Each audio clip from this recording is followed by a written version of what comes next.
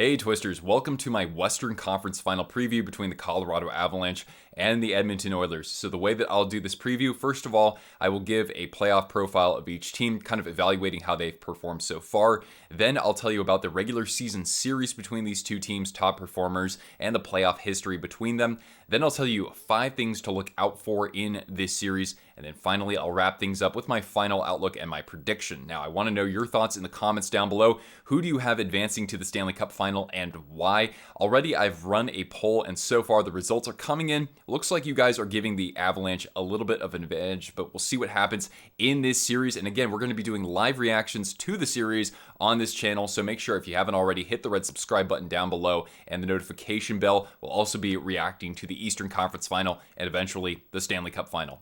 Okay, so let's get into the playoff profiles for each team. We'll start with the Colorado Avalanche. They do have home ice in this series. They won the first round 4-0 against the Predators, and then they won in 6 games against the St. Louis Blues.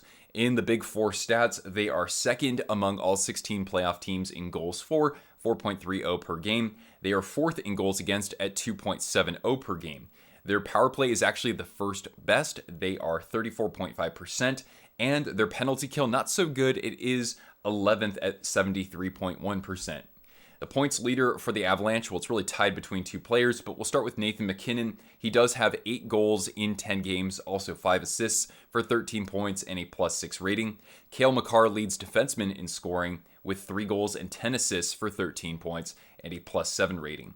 The surprise pick here is Josh Manson, in my opinion. There are a couple other guys who you could name as well, but in 10 games, he has a goal and 4 assists for 5 points and a +5 rating, and he's come up huge in a couple of moments in the postseason so far, basically saving the game for the Avalanche in Game 6 against the Blues. Also had Game 1 overtime winner as well, so Manson has stepped up to say the least. And then in goal, Darcy Kuemper so far in 9 games, a 2.44 goals against average, a 904 save percentage, 0 shutouts just yet. Remember, he also sat out a little bit in that series against Nashville due to injury. 3 observations that I have for the Avalanche so far. Number 1, first of all, everybody is contributing their share. You look at the distribution of points, you got the guys that you would expect at the top, and then it trickles down from there. They're getting contributions and huge games from certain players also through the course of the postseason. So the first 4 games against Nashville, we'll just call that the Cale Makar show. He put on an absolute clinic. But after that, you think of Game 4, it was Nazem Kadri against the Blues.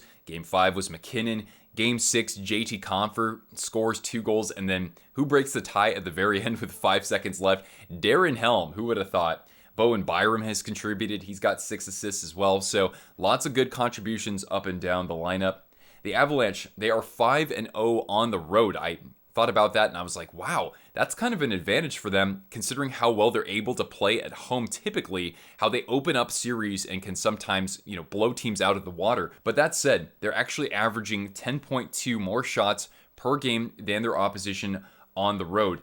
Also, penalty minutes. They are at 5 minutes and 36 seconds of penalty minutes per game on the road. That is the best among the playoff teams out there. So they've been very disciplined. And then lastly, I wanted to point out the calculated, balanced, and controlled attack for the Avalanche. So really, Cale Makar definitely took over that series against Nashville. After that, he was a little quiet, but that's not a bad thing. He was very responsible with the puck. He was opportunistic out there, so he can still be very effective, and you can still get contributions from other defenders. We'll talk about that in a little bit. But with Cale, he only had 4 giveaways so far in the playoffs through 10 games. And I think that when you look at how the Avalanche are managing their lines, they've got Artturi Lehkonen sliding up into the top line to play with MacKinnon and Landeskog and help out with the forecheck there. Then that way you have Mikko Rantanen sliding down into the second line to play with Nazem Kadri and add some really strong secondary scoring there. You can put Burakovsky on the third line. Logan O'Connor has checked in for 7 games, I think, so far.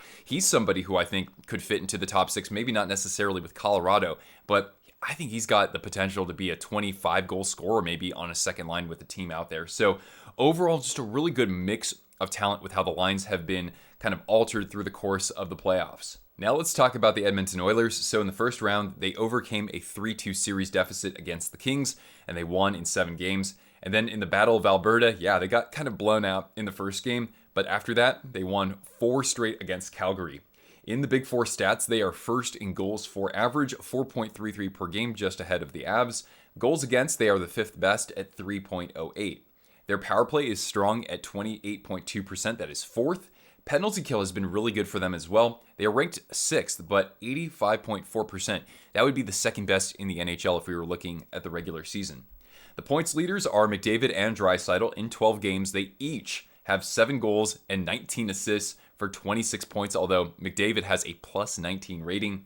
From the defense, it's Evan Bouchard leading the way, 3 goals and 5 assists for 8 points, a minus 3 rating. The surprise pick, apart from Evander Kane maybe scoring 12 goals, I said Ryan Nugent-Hopkins, 11 points, 4 goals, 7 assists in 12 games for them, and he has a plus 1 rating. And then in goal, Mike Smith in 12 games has a 2.70 goals against average, a 927 save percentage. He had 2 shutouts that came against the LA Kings.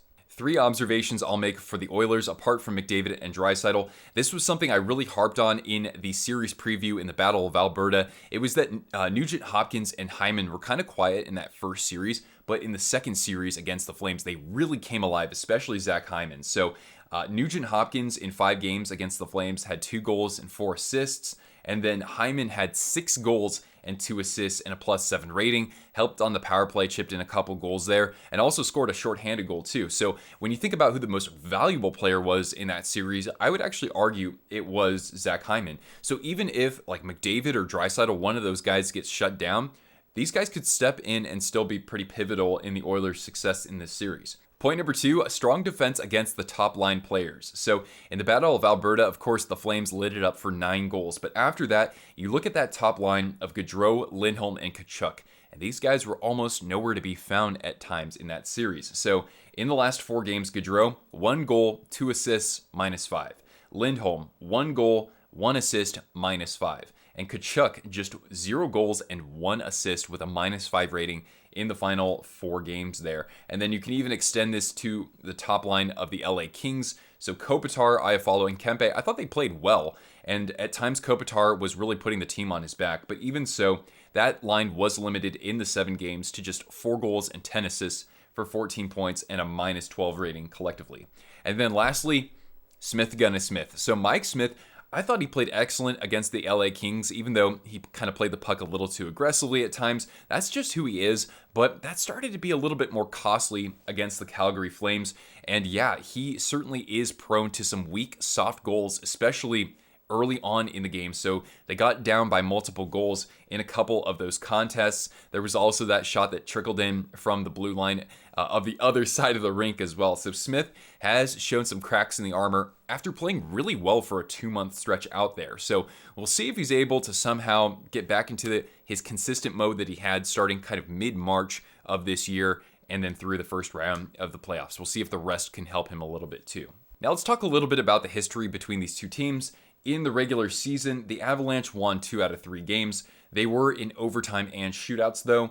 The Oilers won the final game on April 22nd. The goal differential favors the Oilers 9-8 or 9-6 in regulation, which is important because overtime in the regular season is 3-on-3. It doesn't really matter in the playoffs. But Landeskog didn't even play in that series, so definitely take this all with a huge grain of salt. I don't really think it's all that telling, but I did want to mention it anyway. And as for the playoff history, now the Nordiques never met the Oilers in the playoffs, but the Avs have faced the Oilers twice in the postseason. Once in 1997 in the second round, the Avalanche won that one in 5 games. And then the next year in 1998, they met in the first round, and the Oilers won that series in 7 games. Now let's talk about 5 things to look out for in this series. The first thing that comes to mind, I'm sure a lot of you would think of this as well, it's the 2 guys behind me here, McDavid versus MacKinnon, the speed that those players can generate, the transition opportunities that we could see, and also, will we actually see the top lines be stacked for both clubs? Will Rantanen slide back up into that top line to play with MacKinnon and Landeskog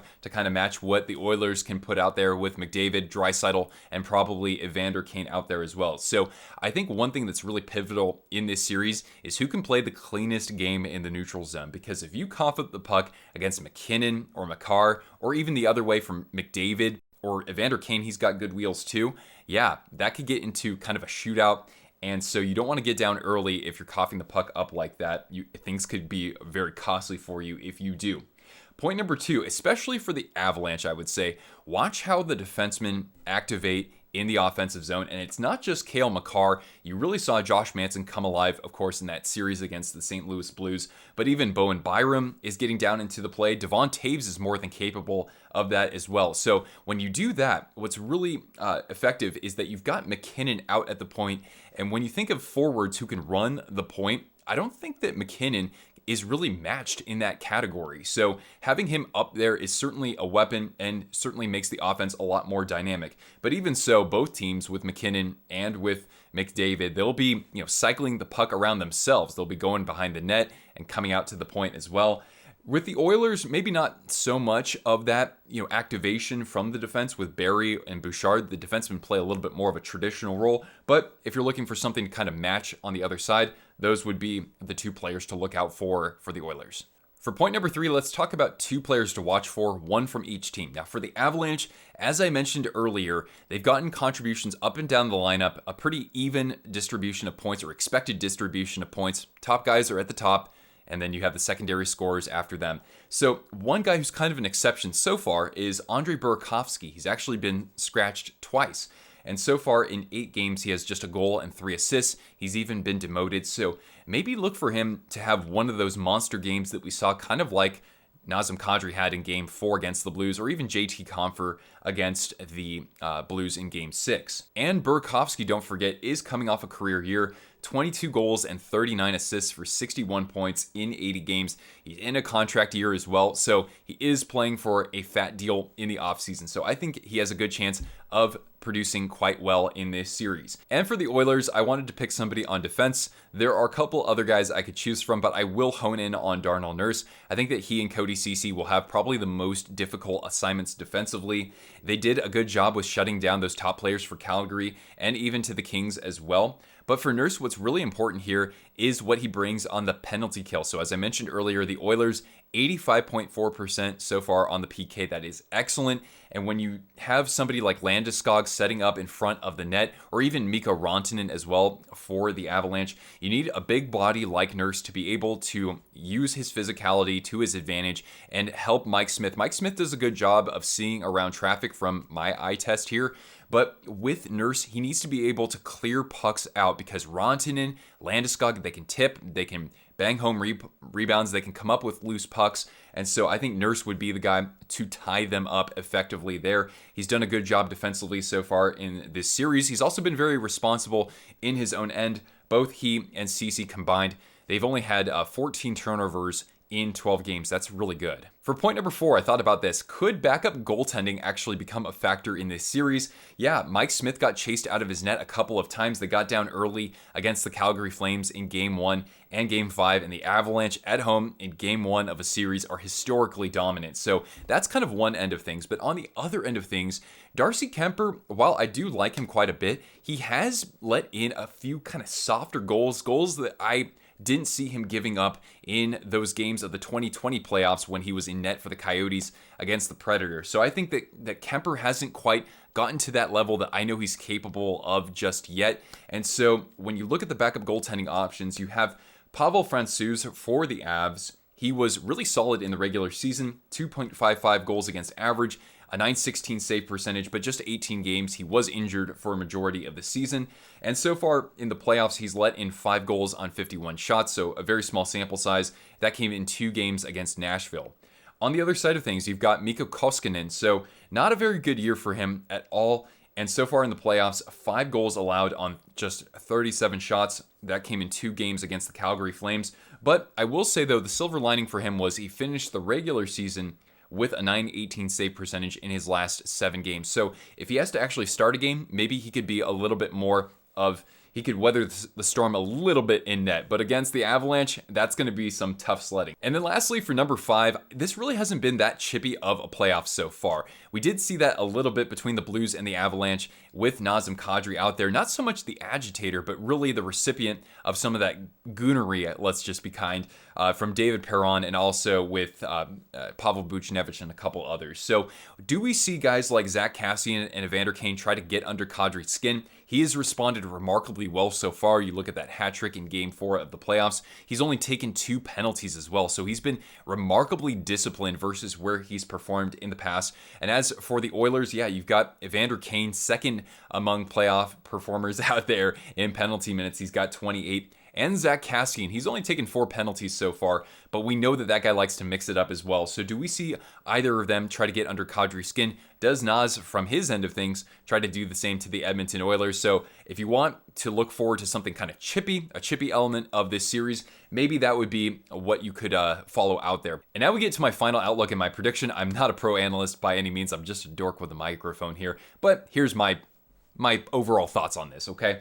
So I think that the Avalanche have played a very solid game in the postseason. They haven't had to be a run and gun team necessarily to score goals out there. Opportunistic, that's how I describe them so far in the playoffs. And so when the defense is playing as well as it has, that kind of makes up for some of the blemishes we've seen in net from Darcy Kemper.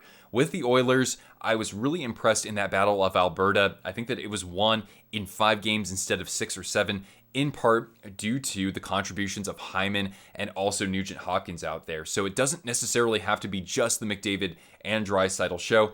Ultimately, I like the goaltending of the Avalanche a little bit more as things sit right now. I think about that Game 1 at Ball Arena. This could be a high-scoring game that favors the Avalanche, but the Oilers are going to make this a close series, and I think they've got some of that magic, for Ben Stelter.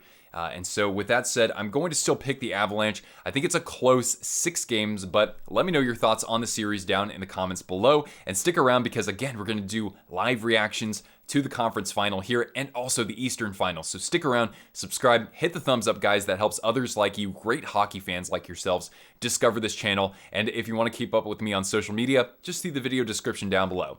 Thank you guys so much for tuning in, and I hope you've had a great time watching the playoffs, and hopefully we can react to more of the madness together. Once again, I'm Nick, and I'll catch you Twisters later. Ciao.